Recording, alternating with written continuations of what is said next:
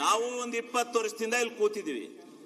ರಾಜ್ಯಪಾಲರನ್ನ ಗೌರವವಾಗಿ ಕರ್ಕೊಂಬರೋದು, ಎಲ್ಲರೂ ಕೂರ್ಸೋದು, ಅವ್ರನ್ನ ಗೌರವವಾಗಿ ಸರ್ಕಾರ ಏನು ಬರ್ಕೊಟ್ಟಿರ್ತಕ್ಕಂಥದ್ದನ್ನ ಪ್ರಾಮಾಣಿಕವಾಗಿ ಓದಿ ಅದನ್ನ ಏನೇನ್ ಬರ್ಕೊಡಲ್ರಿ,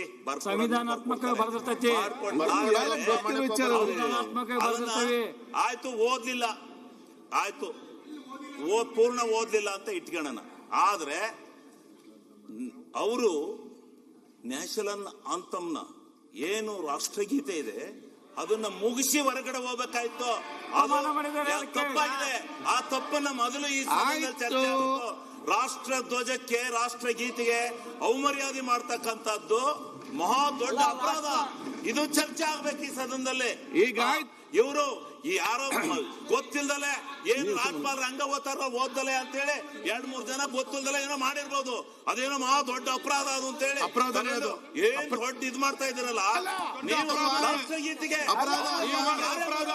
ಈ ದೇಶದ ಪ್ರಧಾನಮಂತ್ರಿ ಮಾಡ್ಲಿ, ಈ ದೇಶದ ರಾಷ್ಟ್ರಪತಿ ಮಾಡ್ಲಿ, ರಾಷ್ಟ್ರಗೀತೆಗೆ ಅವಮರ್ಯಾದೆ ಮಾಡಂಗಿಲ್ಲ.